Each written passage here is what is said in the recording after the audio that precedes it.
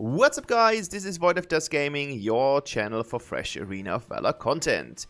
There has been a request from one of my viewers who asked kindly if I can play either Wiro or Necroth or maybe even both, and while it was no problem to get the Wiro game that you're going to see today, I'm struggling a little bit with Necroth because he is just a pain in the ass to play.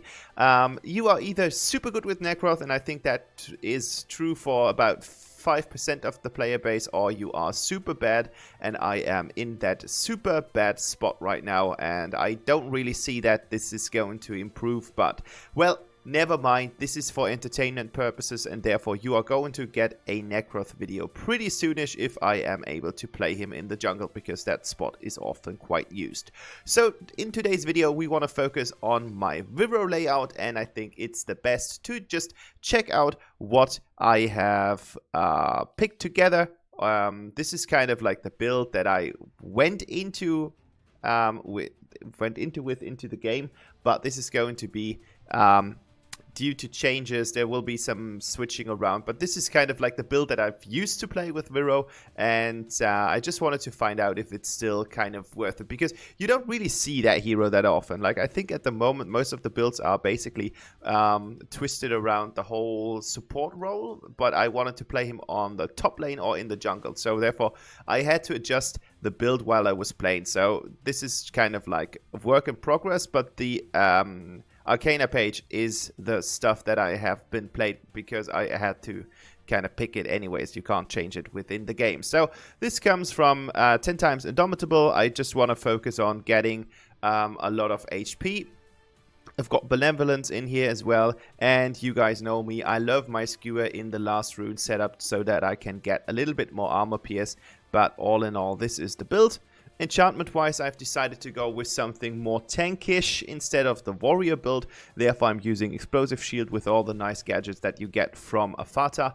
And in the second line, I go with Lockheim and I go with League of Humans, because I want the Devourer and I want the Enhanced Restore, just to be a little bit more consistent on the lane.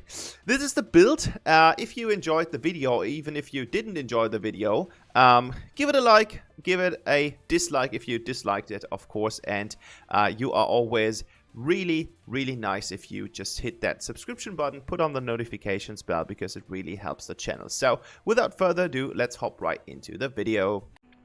Alright guys, here we go, and we are going against Wonder Woman, a really strong pick in the current meta or the current season.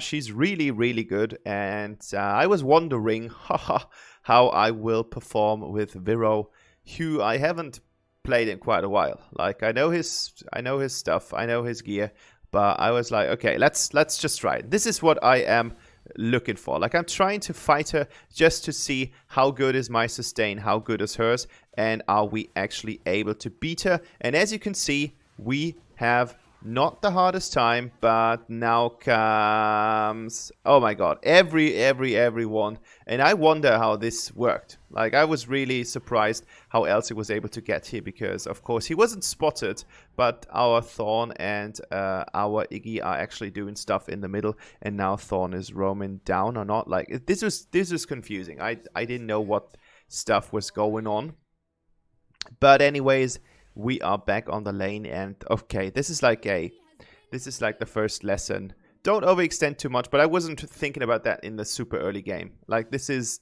duo or triple Q, and I did not think that they would be so coordinated on this behalf, but it doesn't matter. It's the first death in the game. We have scored a kill as well, so matches are even, and now we are about to get into the lane again and get some farm, while I wonder why the jungler is here. Maybe he wants to explain himself in the commentaries. So after we just shoved some minions into the tower, I thought it might be a good idea to go and get into Fennec. Unfortunately, I missed him. Like, he was rolling around, otherwise that would have been, I think that would have been working, and I would have been able to just push him into the wall with a little stun and then follow up with my axe effect, but well, never mind. You can't plan anything at all in this game. So we are still good against Wonder Woman. She doesn't have ult, so that's a good thing at the moment. And I don't know what happened here. Like, I think she wanted to fight us, but it didn't turn out the way she wanted it to. And again, we've got the jungler here. And, well, again, I thought that he has retreated and went into the jungle. But unfortunately, he rather picked the 2-1-2 warrior. Is that what he's called? I mean, he's some kind of like a famous national hero, but I don't think that many people know that in Germany. I had to look it up as well, so I was checking like some stuff earlier, like I think about a year ago or something, and I forgot most of it. But I know that he's some kind of like national hero, and he's. I remember this one time where someone really appreciated it that I was playing him. And I don't know what Fennec was doing here. Maybe he just misclicked and he wanted to escape. But it turned out that he got back onto the lane. And then we just managed to kill him. So, okay. Now we've got 5-2. So the game is looking okay. And I can do well without any sorts of crazy amounts of gold. Like, I just need a little gold and then everything should be set. I was checking the map here to see if some support is actually coming down to my lane, but I was like, okay, well, guys, this is a top laner's dilemma. And that was really lucky. And she's like, okay, I will hit you, I will hit you, I will hit you, I will hit you. And I was like, well, that was a little bit too late, my dear. I think she made a really huge mistake and she had to pay for it. But I don't know. Maybe she forgot about my passive and did not have something in mind that my cooldown might actually have worn off.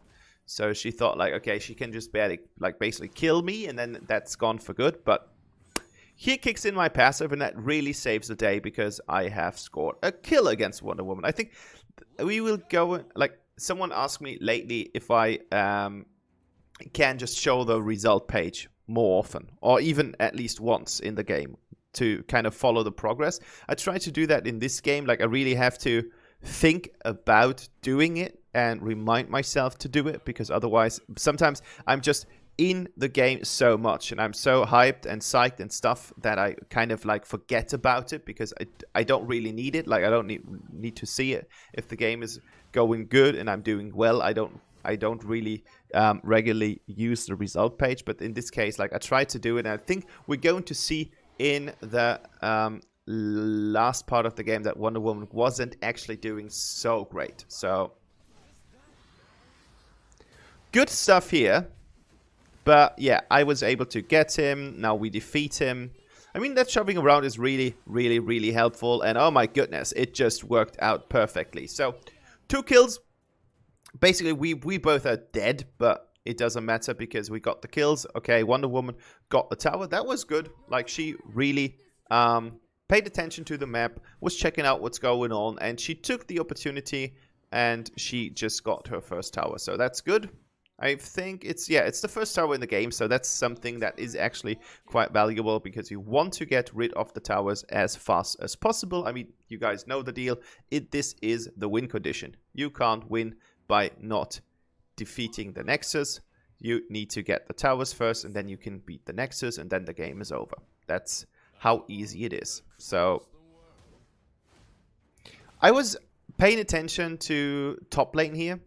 I said top laner's dilemma before while I was playing on the bottom lane, but basically the solo laner is the top laner for me because I come from this League of Legends surroundings and this is always the top laner's thing. Top laner is like the solo person who is playing for 20 minutes straight on by himself or herself and no one really cares. This is what the top laner's dilemma is. No gangs, no stuff, nothing happens. And I think that was actually quite nice that we got the double kill here on those 2 guys. I mean, a fat jungler is always a good jungler. Therefore, it's good that Crickneck gets a lot of kills. Performing really nicely here. Okay, now we need to get out. We are slowed. I think that was alright. Like, I was feeling fine in the ultimate because I was like, okay, you can't really do anything against me while I'm in that kind of state. And now I hesitated. I didn't want to overextend right into the tower, because then I would have had tower aggro, and that would have just caused me to die in an instant. So I saw the opportunity to go for Abyssal Dragon here while my team is occupying them, but I don't really have the strength to do so. I mean, I kind of sacrificed damage output for more survivability. That was kind of the deal, what I was thinking about. And I was like, okay, well, as I said, I'm going to take the Medallion of Troy. This burst damage from Zata can really ruin the day. And I tried to get into the Abyssal Dragon, but it didn't work out the way it should have been. And now I'm completely lost. Like, there's no one to help me. And I'm like, well, okay, never mind. I tried to steal Abyssal Dragon, and you sometimes take one for the team. But in this case, I was like, well, okay, thank you for nothing. But I didn't ping, so maybe it's my fault. You can't help it. Right now, we are sitting on a 2, 3, 4. I need to sell something right now because... okay, I'm going for Spear of Longinus first, because I just felt like there is missing some damage, and we do get damage. We do get some stuff in addition to that, so we do get some nice armor pierce with this. So I thought, okay, well, Baldum is not going to be less tanky throughout the game, and if I struggle against, for example, Wonder Woman, stuff like that, I should have gone with Spear first, and that might just solve the case. So this was like my intention, why I skipped it. I skipped armor for rather a little bit more damage on the one hand, and a little bit more, or not more, but the high. You guys kind of get, I don't know, you guys get it. Like, I wanted to have more damage over just pure armor, magic resist stuff. That was the deal. Need to get some coffee.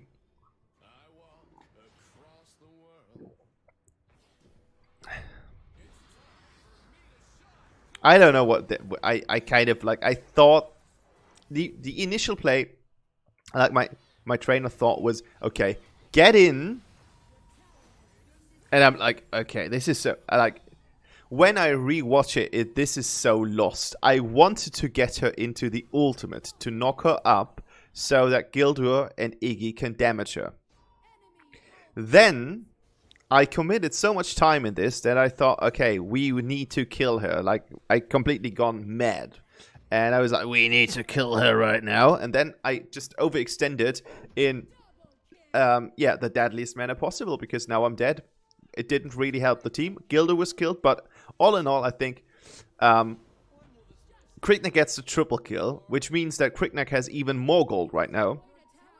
So we've got a super glass cannon, Krignak, and he's gonna put it to the test. Like, if he can beat Baldum, that should be alright, because that means he's just strong enough to take the fight into the enemies and just kill them. But, well, I think they decided not to kill each other because it's just nicer this way, I guess.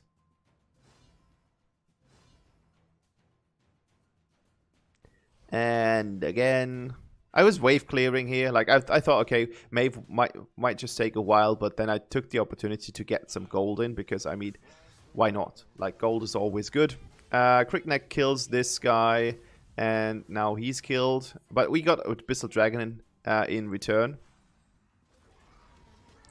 And I'm like, well, I was walking straight into the enemy. I was just kind of blind, but I was like, well, this is paying off quite nicely.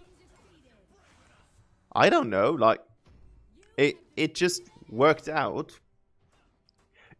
Like, in hindsight, it wasn't too clever to go into the middle lane while being in the shop, but never mind. As long as it works, it works. That's the most important thing about this. So as long as you are doing good, why kind of question your actions? So, yeah, it's wave clean time again, but as you can see, we're kind of like putting some more focus on the mid lane, which is alright. We need to get some towers. We have 3 towers from the enemy. Enemy has the same amount, so it's even, but we got more kills. 27 versus 14, 28 versus 14, so we've got double the amount of kills, which means that we got more gold in total. I thought about pushing I thought about pushing the bot lane right now because I just thought like this might be a clever thing to do. While the enemies are occupied, why not go for something where you can actually make a play? But it really boils down to the point where your team is doing good in the mid lane. Like if they would just fall, my whole effort would be put to like no result at all because I can't really do anything if the enemies are switching from winning a lane against my teammates and then just coming to my lane. So this was like the thought here, but it turned out nicely so far. I don't have any life. Like this should have been the point where I would retreat, because right now what's going to happen is exactly what you don't want to happen. This Zata goes in. At least we do still get the tower. Like that was like, okay, thank you guys that you kind of finished what I was about to do. So I just realized I had so much gold that I could actually buy a Medallion of Troy, which would have been a nice add up in this scenario where you get a flying Zata straight into your face. But I'm sorry, it happens. Things like that do happen.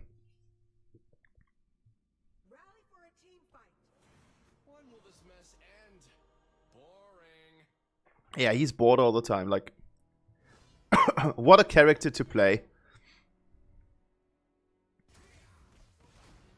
There's a lot of stuff going on in the jungle. Shut down. It's just, he's Half-Life and then he's dead.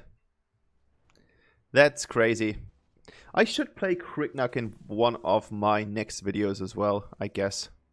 That should be quite fun. But then he's not really a jungler that I enjoy too much. I don't really like the super glass cannon thing. Like, it's okay with Quillen. Because you do get more mobility as long as you keep continuing to kill or get assist stuff. So that's kind of nice. But Kriknak is just in and then that's it.